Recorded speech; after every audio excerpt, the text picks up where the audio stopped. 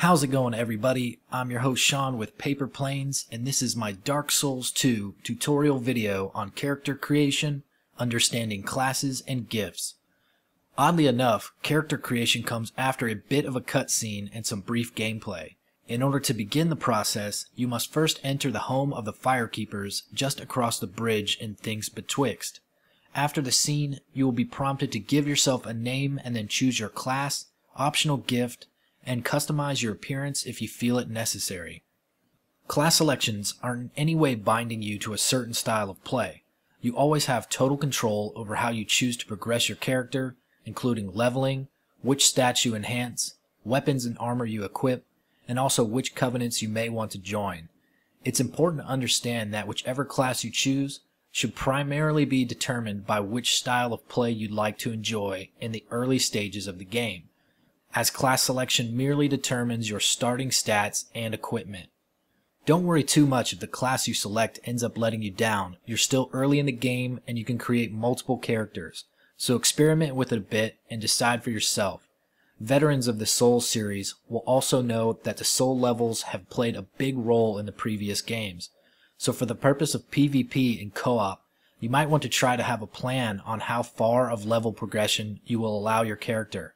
That way you can plan out your stat allotment and better decide which starting class suits those needs. Now I'm going to break down each starting class, listing their starting stats, equipment, and do a little camera twirl to show off that armor set. Before we begin though, please note that all classes start with some life gems, except for the Deprived. Also in your inventory will remain the imported armor set that you were wearing when you first began the game. So for you naked Depraved, time to get your swag on. First we have the Warrior class. The starting stats of the Warrior will give you the ability to equip a variety of weapons. Because of this, it allows you to begin investing stat points towards your health and stamina pools, or possibly a casting stat. The Warrior is the only class that starts with a shield. Although it isn't a great shield, it's much better than not having one at all. However, it also starts with a broken straight sword, which as you might imagine is rather useless. Don't let this discourage you though. There are plenty of weapons to grab in the near future, so this shouldn't alter your choice making. The equipment of the Warrior consists of the hard leather armor set, the broken straight sword, and the iron palma shield. Next we have the Knight class. As you would imagine, the Knight is a class designed for melee combat. It also has a decent amount of faith to begin with, so future plans of casting miracles would be a quick addition. It won't take much investment into strength and dexterity to broaden the range of equipment you can use, and you start off with the broadsword, which is more than serviceable until you find better weaponry. Unfortunately, you do not begin with a shield, so you need to take this into consideration and look to obtain one at your earliest opportunity. The equipment of the Knight consists of the Falconer armor set, minus the helm, and the addition of the broadsword. On to the Swordsman class. The Swordsman starts off as a high dexterity, dual-wielding character. This is a great design for use with light weapons and fast successive attacks. The Swordsman has the lowest vigor count of all options, so your health pool will be very low, leaving you extremely vulnerable in the early going. The vitality stat is also considerably low, which makes wearing heavier armor problematic until you address that with stat allocation. To offset this, your beginning weapons come upgraded one tier, which clearly favors the offense is your best defense mindset. The equipment of the Swordsman consists of the Wanderer armor set, an upgraded +1 scimitar, and an upgraded +1 short sword. Next we have the Bandit class. The Bandit is a great starting class if you don't plan on using any sorceries or hexes. They start with a generous value at dexterity and a very respectable value of strength and vigor. However, the intelligence and attunement values are terribly low. I find it somewhat odd that your faith stat is relatively high considering the attunement value. However, if you decide to use miracles or pyromancies, you can always increase your attunement stat later. The Bandit is the only class to begin with a bow, and this is a clear advantage in the starter area, but is short-lived as you can obtain one on your own fairly quickly.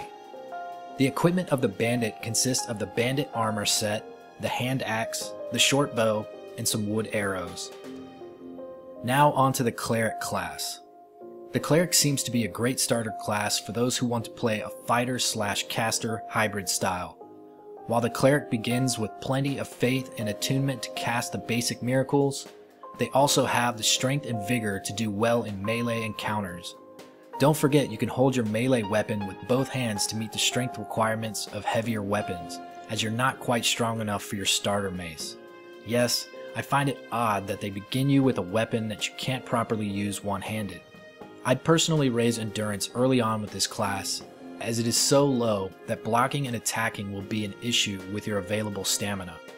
The sacred chime you start with is what you want to use to cast your miracles, and even though it's nice that you have one, there's a free one located in Majula not too far from here. Not having a shield is a negative, but the equipped heal miracle is a very good perk.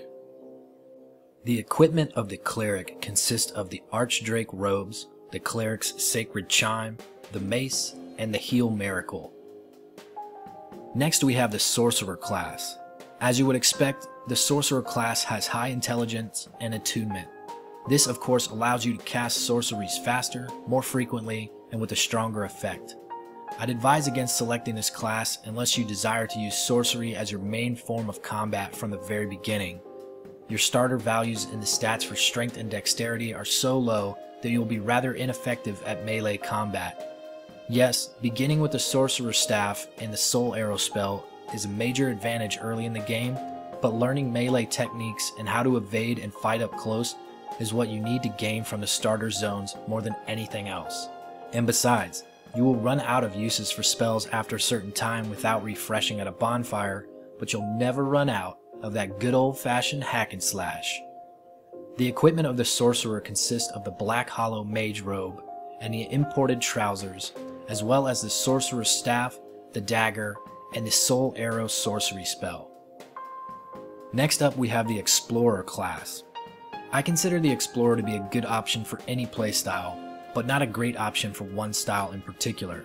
The stat breakdown for this class seems to fit nicely with their name, as it has the feeling that they dabble in all sorts of things. The only real reason to start with this class is for the items you can acquire. Some are more rare than others, but the most valuable item is the Pharaoh's Lockstone. They do have a rather unique armor set, and somewhat reminds me of the Dommel of Zena traveling merchant from Dark Souls 1. If you do select this character class, you will want to invest in strength, dexterity, and endurance, so that you may be a capable melee fighter as early as possible. Another nice perk to selecting this class is the Traveling Merchant hat that is enchanted with an item discovery rate bonus, though this can be bought fairly early in the game also. The equipment of the Explorer consists of the Traveling Merchant armor set, the dagger, a spell quartz ring, some additional life gems, a witching urn, some aromatic ooze, prism stones, rusted coins, repair powder, wood bolts, and of course the Pharaoh's Lockstone. And finally we get to the Deprived class. If you've played Dark Souls, then you're well aware of the Deprived class. They start with no equipment whatsoever, no armor, no weapons, just a loincloth and big aspirations. They begin as a level 1, however all stats have the value of 6, so it's very well rounded and allows you to choose your own path rather quickly. Thankfully this time around, you can actually hurt the enemies with a bare fist, so not having a weapon isn't a total loss, although you may want to pick up the dagger located in Things Betwixt. Now it's time to discuss the gifts. During the character creation process, you are prompted to select a gift. Some of the items have decent enough description, while others are vague and confusing. I'm going to clear all that up for you. So behind door number 1, we have the option of choosing nothing. Why this is here, and who it's meant for, I do not know. There is no penalty to selecting a gift, so you'd be rather foolish to avoid doing so. Next we have the Life Ring. There are upgraded versions of this ring, however this is the standard life ring. Its item effect is that it raises your health pool by 5%. If you choose to skip this gift, it can later be acquired in the Forest of Fallen Giants. Next is the Human Effigy. The Human Effigy is used to reverse hollowing or to burn at a bonfire to block certain types of invasions. Human Effigy has taken the place of humanity from Dark Souls 1. Next up we have the Healing Wares. This is a pretty self-explanatory item here. If you select this gift, you will receive a nice stock of healing and curing items. This is the gift I would recommend to most new players, especially since Estus flasks aren't as readily available as before. Next is the Homeward Bone. The Homeward Bone returns you to the last bonfire at which you've rested. While I've used this item many times in Dark Souls, I can't say I value it enough to waste my gift on it. Now to something interesting and new. The Seed of a Tree of Giants.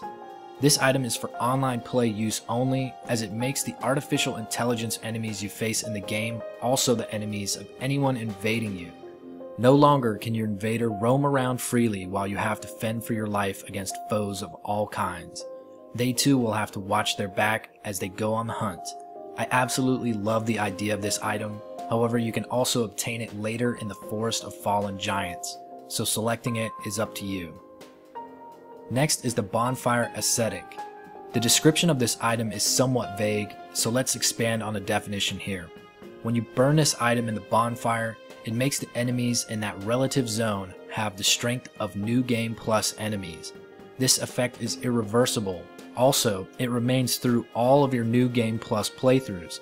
So if you are New Game Plus, that specific bonfire area would have New Game Plus level enemies. Of course, they also reward you with more souls, so this can be a great strategy in a favorite soul farming area. Just be certain you want to use this item before doing so. As I stated, it is irreversible. And finally, we have the Petrified Something. This item description really does no good for anyone. Simply because I played Dark Souls 1, I had a good suspicion that this item was to be traded with a creature that resembled Snuggly the Crow. Well, that is exactly what needs to be done here. In Things Betwixt, there is a nest made of straw on a ledge near a very tall ladder. When you stand in the nest, you will hear two strange voices call out to you. These voices come from Dinah and Tillo, and they want you to leave the Petrified Something for them to exchange. To do this, you must be standing in the nest, then enter your inventory and select Leave and Yes on the Petrified Something. After this is done, you will see an object in the nest for you to grab, and you have successfully made the trade. So if I had to rate these items, I'd select the Petrified Something, the Healing Wares, or the Seed of a Tree of Giant as my gift. Okay everybody, that's it for this video. I hope this was helpful to you. If you have any questions, please leave them in the comment section below. Thanks again, and take it easy. Thanks for checking out my video. If you enjoyed it, click the like button, share it with your friends, and subscribe to my channel and social media accounts to keep current with Paper Planes updates. Thanks again, and I'll see you next time.